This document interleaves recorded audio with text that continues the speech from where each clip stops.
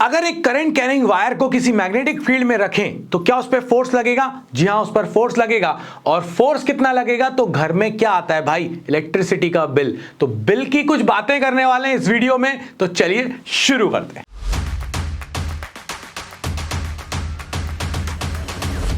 अब यहां पर मेरे पास एक फील्ड है। ऑब्वियसली हम लोग बात कर रहे हैं कि जब मेरा जो करंट कैरिंग कंडक्टर है वो मैग्नेटिक फील्ड से परपेंडिकुलर है। अगर एंगल पर होगा तो केस अलग हो जाएगा, उस पर भी अपन बात करेंगे। मगर यहां पर अपन लोग क्या करने वाले हैं बात, अपन एक वायर पर फोर्स पर बातें करेंगे, दो वायरों के फोर्स की बातें करेंगे और 1 एम्पियर के डेफिनेशन निकाल कर लाएंगे यहां से, जो बहुत इंपॉर्टेंट है। अब अगर आप यहां पर समझो तो ये मेरे पास एक वायर है। अब अगर ये वायर है और इसमें करंट फ्लो हो रहा है, यार करंट क्या है? I is equal to D Q by D T, यानी rate of flow of charge through given cross section in particular direction. अब यहां से अगर अपने पास चार्ज फ्लो हो रहा है तो उसकी खुद की मैग्नेटिक फील्ड होगी कि नहीं होगी? और एक मैग्नेटिक फील्ड यहां पर है पहले से। जब दो मैग्नेटिक फील्ड आपस में इंटरेक्ट करेंगी तो क्या होने वाला है भाई साहब? यहां पर फोर्स लगने वाला है। तो ये अपने पास जो फोर्स लगेगा वो कितना लगेगा, अब उस चीज को अपन समझते हैं यहां पर। तो अगर मैंने यहां पर कहा कि बहुत छोटा सा चार्ज dq है, बहुत छोटी सी डिस्टेंस चला dx, कितने टाइम में चला? dt टाइम में। सो यहां पर अपने पास जो चार्ज है dq, उस पर फोर्स कितना लगेगा? तो ये हम पढ़ चुके हैं, चार्ज के ऊपर जो फोर्स होता है वो होता है qvb। मगर क्योंकि चार्ज बहुत छोटा है, पिद्दू सा है, तो यहां पर फोर्स भी पिद्दू हो जाएगा, यानी dqvb। और ये v क्या है अपने पास? ड्रिफ्ट वेलोसिटी, क्योंकि कंडक्टर के अंदर इलेक्ट्रॉन जब मूव करते हैं तो जो एवरेज वेलोसिटी जिससे वो मूव करते हैं वो उसकी कहलाती है ड्रिफ्ट वेलोसिटी। सो यहां पर ये करंट के कारण है ना, यहां इलेक्ट्रॉन कंडक्टर के अंदर है, तो ये वेलोसिटी हो जाएगी ड्रिफ्ट वेलोसिटी। अब वी ऑल नो वेलोसिटी को क्या लिख सकते हैं? Rate of change of displacement या rate of change of position की बातें अपन यहां पर करें तो मैं इस वीडी को लिख सकता हूं, अगर ये dx डिस्टेंस ट्रेवल कर रहा है dt टाइम में तो ये हो जाएगा dx बाई dt।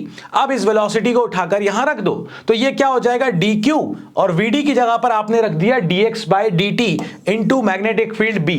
अब थोड़ा सा रीअरेंजमेंट किया अपन ने, क्या किया? इस b को अपन ले गए आगे और यहां पर dq को शिफ्ट कर दिया। सो b तो अपना आगे लिखा गया, ये हो जाएगा dq बाय dt और ये dx। अब क्या होता है dq बाय dt? अभी बताया था, what is rate of flow of charge through given cross section of conductor, that is I current. So ये हो जाएगा b into I into dx। और अगर अपन दोनों तरफ कर दे इंटीग्रेट, क्योंकि ये छोटा सा पिद्दू सा फोर्स है, मेन फोर्स अगर अपन को निकालना है तो यहां पर इंटीग्रेट किया तो df का इंटीग्रेशन हो जाएगा f, b और i तो कांस्टेंट है, बाहर हो जाएंगे। dx, अगर ऐसा छोटा सा एलिमेंट लिया था, ये कहां तक जा सकता है? तो ये पूरी लेंथ तक जा सकता है। और अगर वायर की लेंथ अपने पास l है तो dx का इंटीग्रेशन आ जाएगा l। सो आपके पास फॉर्मूला आ चुका है इलेक्ट्रिसिटी का, घर में जो आता है, यानी bill. So force on a current carrying conductor in a magnetic field is BIL, bill. अगर यहां पर एंगल होता, वायर जो जिसमें करंट फ्लो हो रहा है वो मैग्नेटिक फील्ड के साथ थीटा एंगल बनाता तो यहां पर साइन थीटा आ जाता। 99% अपना काम बिल से हो रहा है, इसीलिए ज्यादा टेंशन लेने की जरूरत नहीं, अदरवाइज साइन थीटा साथ में आ जाएगा। ओके, अब अगर मेरे पास दो वायर्स हैं और इन वायर्स पर मुझे फोर्स निकालना है तो पहली बात तो ये समझो कि क्या ये अट्रैक्ट करेंगे, क्या ये रिपेल करेंगे, और ये इंपॉर्टेंट पार्ट है, बहुत इंपॉर्टेंट है। तो सबसे पहले भाई देखो, हमने ये सीखा है, लाइक जो है वो रिपेल करता है, अनलाइक जो है वो अट्रैक्ट करता है। सो अगर मैं यहां पर थंब रखूं इन द डायरेक्शन ऑफ करंट और इस फिंगर्स को ओपन करूं इस पॉइंट की तरफ, तो यहां पर फील्ड मिलेगी मुझे क्रॉस की, डार्क साइड। और अगर यहां थंब करूं और इनको ओपन करूं इसकी तरफ तो यहां पर फील्ड मुझे मिलेगी डॉट की। अब एक डॉट है, एक क्रॉस है, ऑब्वियसली अपोजिट है तो अट्रैक्ट करेंगे। So when current is flowing in two wires in same direction then they will attract each other. ये ध्यान रखना, यहां पर ये अट्रैक्ट करेंगे। अब अट्रैक्शन की बातें तो हो गई, अगर अट्रैक्शन की बातें हो गई तो अब फोर्स कितना लगेगा? तो फोर्स का फॉर्मूला क्या था? बिल। मगर मेरे ऊपर फोर्स मेरी फील्ड के कारण थोड़ी ना लगेगा भाई, मेरे ऊपर अगर फोर्स लग रहा है तो इसकी फील्ड के कारण यहां लगेगा। भाई मेरे अंदर करंट था, कोई दिक्कत ही नहीं थी, कोई फोर्स ही नहीं था, मगर इस वायर के कारण यहां पर एक मैग्नेटिक फील्ड थी, इसी कारण से मुझ पर यह फोर्स लगा, बिल। सो जब आपको फोर्स निकालना है सेकंड कंडक्टर पर ड्यू टू 1, तो करंट तो 2 का है, लेंथ भी 2 की है, मगर फील्ड किसकी है? 1 की है, क्योंकि खुद की फील्ड के कारण फोर्स नहीं लग रहा, बाजू वाले की फील्ड के कारण फोर्स लग रहा है। यार देखो ऐसा है, अपन को कभी अपने ऊपर टेंशन होती है क्या? बाजू वाले के नंबर ज्यादा आ जाते हैं तो टेंशन हो जाती है। गाड़ी चला रहे होते हैं, कितनी बार ऐसा होता है कि बाजू में एक बंदा गाड़ी चला रहा होता है, अपन सुकून से चल रहे होते हैं, अचानक से कोई कट मार के तेजी से निकलता है, आज तो बताते हैं तुझे, फिर अपनी गाड़ी भी तेज हो जाती है ना, तो बाजू वाले के कारण ये इफेक्ट हो रहा है। सो यहां पर भी ये जो अपने पास एक वायर है जिस पर फोर्स लग रहा है, ये इसकी मैग्नेटिक फील्ड के कारण है, खुद के कारण कोई फोर्स नहीं लग रहा। सो अब ये तो हो गया फॉर्मूला अपने पास बिल B1I2L, क्योंकि फोर्स ऑन 2 बिकॉज ऑफ 1। अगर फोर्स ऑन 1 निकालते बिकॉज ऑफ 2, तो भैया फोर्स ऑन 1 निकाल रहे हैं तो करंट 1 का, लेंथ 1 की, मगर फील्ड किसकी लेंगे? 2 की लेंगे। अब वायर के कारण, अगर एक इनफाइनाइटली लॉन्ग वायर है, हम ये मान रहे हैं कि ये बहुत बड़े बड़े वायर है, इनफाइनाइटली लॉन्ग वायर है, अगर इनफाइनाइटली लॉन्ग वायर है तो इनके कारण मैग्नेटिक फील्ड अपन एम्पियर सर्किटल लॉ से निकाल चुके हैं, μ0/4π2I/r। अगर B1 है तो μ0/4π2I1/r। जैसे ही इस B1 की वैल्यू यहां रखेंगे तो ये लेंथ को अगर अपन लोग डिवाइड में ले आए तो ये हो जाएगा F21/L। B1 की वैल्यू रख दी, मल्टीप्लाई किया, किसका हो गया इसमें? I2 का, तो ये हो जाएगा μ0/4π2I1I2/a। दैट्स इट, कहानी खत्म हो गई अपने पास। ये आ गया force per unit length on second wire. अब अगर फर्स्ट पर निकालते तो कोई डिफरेंस नहीं है, B2 आता था, क्योंकि जब अपन फर्स्ट पर फोर्स निकाल रहे हैं तो सेकंड की फील्ड होगी, तो μ0/4π2I2/a होगा।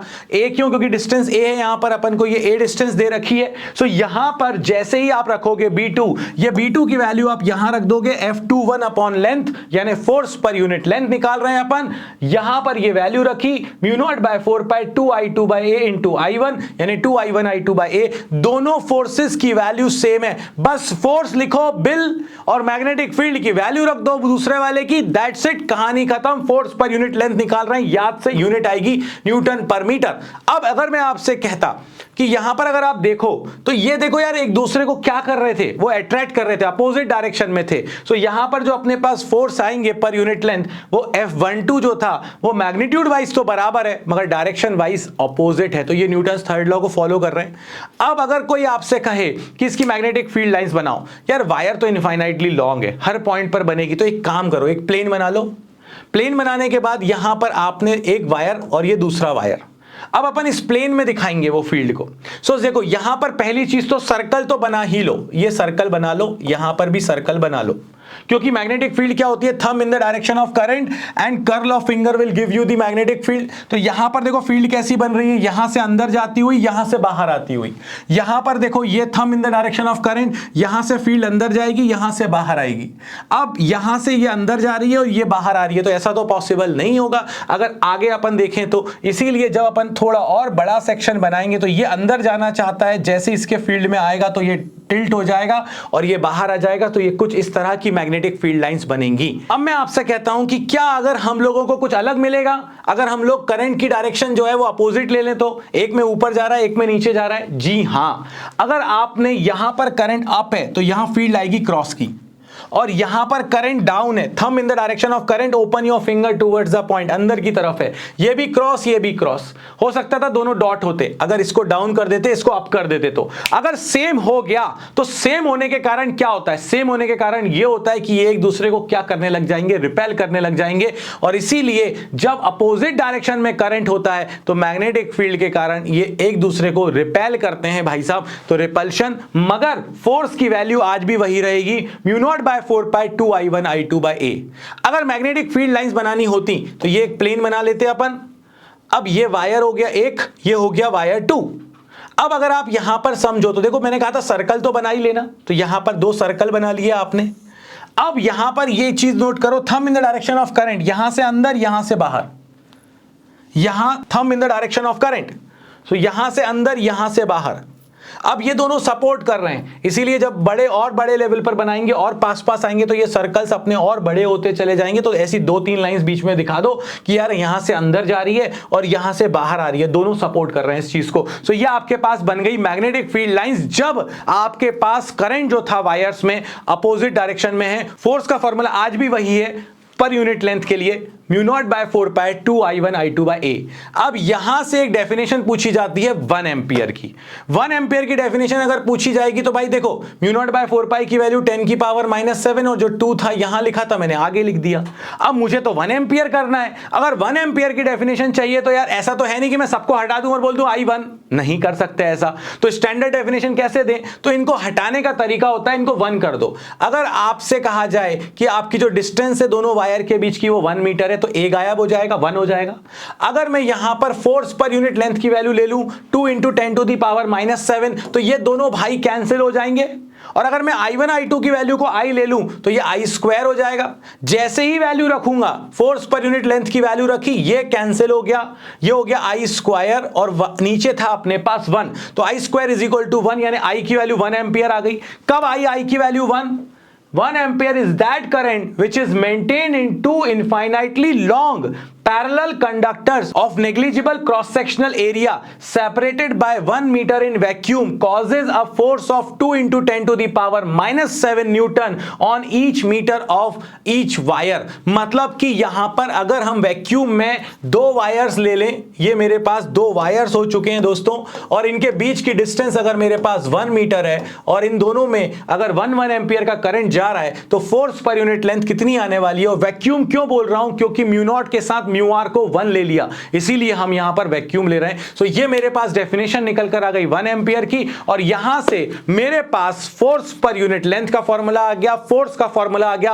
अब हम बिल्कुल एंडिंग सेरेमनी पर आ चुके हैं इस चैप्टर की, मतलब टॉर्क, गैल्वेनोमीटर और गैल्वेनोमीटर का conversion into ammeter and voltmeter, वो करेंगे अपन नेक्स्ट वीडियो में। लाइक शेयर सब्सक्राइब करना बिल्कुल मत भूलना, और अगर अभी तक तुमने फिजिक्स बाबा के ऐप पर आकर गैस पेपर नहीं देखे हैं, युद्ध अभ्यास नहीं देखा है, तो जल्दी से आ जाओ, अभी भी टाइम है तुम्हारे पास। मिलते हैं नेक्स्ट वीडियो में, तब तक के लिए बाबा जी की तरफ से जय हो।